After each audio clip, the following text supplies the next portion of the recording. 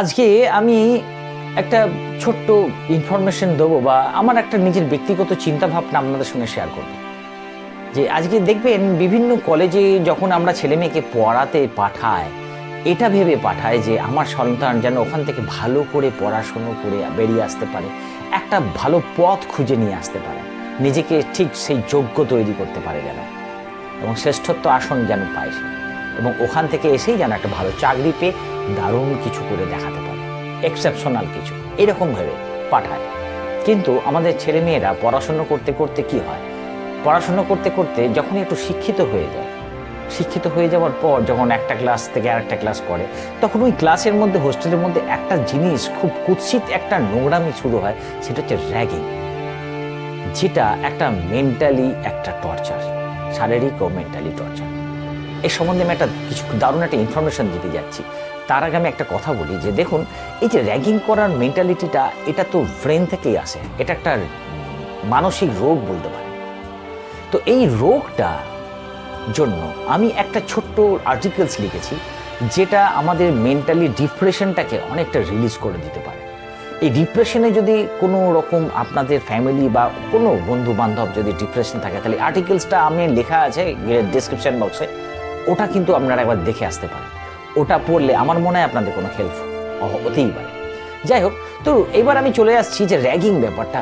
দেখুন, আজকে আমাদের এই ভারতেই অনেক জায়গাতে, কেন ভারতে কেন প্রত্যেক জায়গাতেই একটা না র্যাগিংয়ের একটা প্রচলন সবাই আছে। আচ্ছা, র্যাগিং করে লাভটা কি হয়? আমি তো পড়তে এসেছি এখানে, তার মানে এটা তো ঠিক যে আমি অনেক ব্রেনি স্টুডেন্ট, অথচ আমি আমার অ্যাটিটিউডটা এমনই করছি যে আমি কিন্তু নোংরামোর শেষ পর্যায়ে পৌঁছে যাই। তাহলে আমার শিক্ষার দামটা কোথায় থাকলো? শিক্ষার দামটা তো সেখানে থাকলো না। আমি যে শিক্ষিত হওয়া মানে এটা নয় যে আমি একগাদা ডিগ্রি করে এলাম, এটা কি শিক্ষিত? আপনি ধরুন একজন বিশাল হাই এডুকেটেড মানুষের পাশে আর একটা এমনি ছোট্টখাট্টো হয়তো মাধ্যমিকও পাস করেন এরকম একটা মানুষের সঙ্গে যদি মেশেন, কারুর কাছে যদি ব্যবহারটা ভালো পান, কারুর কাছে যদি মনের একটা যোগাযোগ পান, আত্মার যোগাযোগ পান, তাহলে সেই কোন মানুষটাকে আপনি ভালোবাসবেন? যার সঙ্গে ভালো ব্যবহার পাবেন, যার সঙ্গে আত্মার যোগ পাবেন, সেইটাই। সেটা যদি কম লেখাপড়া জানা মানুষটা হয়, তাহলে তার কাছেই মানুষ যাবে অবভিয়াসলি। তাহলে এত পড়াশোনা করে শিক্ষিত হয়ে লাভটা কি আছে যদি একটা মানুষের মন বুঝি না, একটা মানুষের যদি আমি কোনো হেল্প করতে না পারি, তাকে যদি টর্চার করি, তাহলে আমার মনে হয় সেই সব ছেলে মেয়েরা প্লাস তার মা বাবাদেরও কিন্তু ওই ছেলেটাকে, ওই ছেলে মেয়েদের যারা র্যাগিং করে, তাদের ওখান থেকে বার করে নিয়ে আসা উচিত। কারণ তার সন্তানরা কিন্তু শিক্ষিত হয়ে একটা অশিক্ষিতের আচরণ করছে, যেটা যেটা একটা মানুষের প্রতি মানুষের বিশ্বাস হারায়, বিশ্বাসঘাতকতা, মানে এটা একটা বিশ্বাসের খুন করাও বলে। আমি এটা কখনোই বলবো না যে পড়াশুনো করে র্যাগিং, পড়াশুনো করে হোস্টেলে থাকাটা খারাপ, অবশ্যই ভালো। কিন্তু আমি যখন দাদা হয়ে যাচ্ছি, সিনিয়র হয়ে যাচ্ছি, তখন আমি কখনোই কারোকে আঘাত করতে পারি না। কারণ আমি যদি তাদের কাছে একটা দৃষ্টান্ত হই পড়াশুনোর, সেটাই আমার কাছে গর্বের ব্যাপার। কিন্তু র্যাগিংয়ের দৃষ্টান্ত হওয়াটা তো সেটা ঠিক না। ওই রকম করবেন না। এটা একটা আমাদের ভেতরে একটা পশুবৃত্তি আছে, আমি জানি, কিন্তু ওই পশুবৃত্তিটাকে আমরা দমিয়ে রাখার জন্যই তো শিক্ষিত হওয়ার চেষ্টা করি। কিন্তু কি দোষ দেবো ছাত্রদের? এখন ম্যাক্সিমাম আপনি দেখবেন কিছু কিছু উচ্চশিক্ষিত মানুষরা, মানে সমাজের উচ্চ পদে যারা আছেন, তারা শিক্ষায় শিক্ষিত হয়েছেন মিথ্যে কথাটাকে গুছিয়ে বলার জন্য। এটা আমার ব্যক্তিগতভাবে মনে, আমি কারোকে আঘাত করছি না, যদি আঘাত করি ক্ষমায় করবেন। এই মিথ্যে কথাটাকে গুছিয়ে বলার জন্যই এখন পড়াশুনো করা হয়। আমি কত স্মার্টলি কোনো নোংরামো করে বেরিয়ে চলে আসব, কত স্মার্টলি সমাজের বুকে একটা কালো দাগ কেটে দিয়ে চলে আসবো, তার জন্য আমি পড়ালেখা করি। এখন তার জন্যই তো পড়ালেখা করি। তাহলে আমার এইরকম পড়ালেখা শিক্ষিত হয়ে লাভ কি আছে? পড়বো না, ছেলে মেয়েকে অশিক্ষিত করে রেখে দিই, দরকার কি আছে যদি এইরকম যদি সমাজ তৈরি হয়?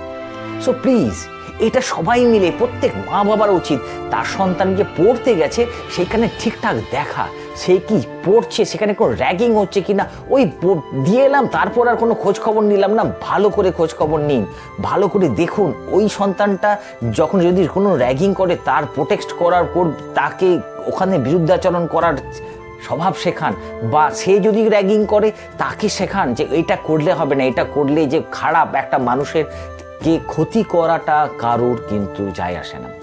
আজকে আমাদের এখানে সবাই এখন ভারতে একটা র্যাগিংয়ের একটা ইয়েতে তোলপাড় হয়ে গেছে সব কিছু। দেখুন, ছেলেগুলো র্যাগিংয়ের অত্যাচারে মারা শুদ্ধ গেছে, সুসাইড করে তাদের মৃত্যুবরণ করতে হয়েছে। কি লাভ হয়েছে একটা মানুষের জীবন কেড়ে নেওয়া? এরকম করবেন না, এত নোংরামি মানুষের মধ্যে আনবেন না। পড়ালেখা শিখতে যাচ্ছেন, পড়ুন না, ভালো করে একটু পড়ে শুনে নিজে এই ভারতবর্ষকে একটু উঁচু পদে একটা ভালো জায়গায় পৌঁছানোর জন্য হেল্প করুন না। কেন এত নোংরামো করেন আপনারা? একটু ছাড়ুন, র্যাগিংয়ের নোংরামো থেকে একটু বেরিয়ে আসুন। এই ভারতের আমাদের চারিপাশে না পজিটিভ এনভায়রনমেন্ট প্রচুর আছে, ওইগুলো নিন না। প্রকৃতি কোনোদিন আপনাকে ছাড়বে না। আজকে ধরুন, যারা র্যাগিং করে কারোকে অত্যাচার করে দিচ্ছে, আপনি কি ভাবছেন আপনি কি সুখে থাকবেন? ডেফিনেটলি না। আপনি এমন জায়গায় র্যাগিং হবেন যেটাতে আপনি আশাই করতে পারবেন না, এবং সব কিছুরই একটা শেষ আছে।